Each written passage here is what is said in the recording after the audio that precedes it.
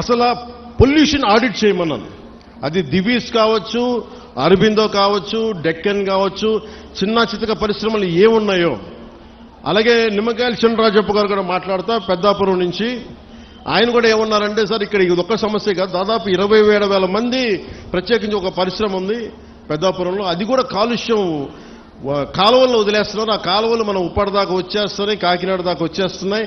మొత్తం పంట పొలాల్లోకి వెళ్ళిపోతుంది ఆ కాలువ, ఆ నీళ్లు. దానివల్ల అదే భూమిలోకి ఇంకిపోయి అదే మనం ధాన్యం కూడా తింటా ఉన్నాం. దానివల్ల ఒళ్ళు కూడా పారైపోతుంది, క్యాన్సరస్ అవుతుంది అనేది. సో నేను పెట్టుకుంది ఏంటంటే, మనకి చాలా ఈ అభివృద్ధితో పాటు మనకు కావాల్సింది ఖచ్చితంగా పర్యావరణ పరిరక్షణ కావాల్సిందే మనకి. దాంట్లో నేను ఎక్కడ కాంప్రమైజ్ అవ్వట్లేదు.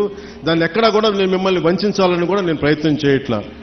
నాకు మీకు కుదరినప్పుడు నేను రాజకీయాలు వదిలేసి వెళ్ళిపోతాను తప్ప, నేను మీ న్యాయం చేయలేనప్పుడు నేను కూర్చోబెట్టి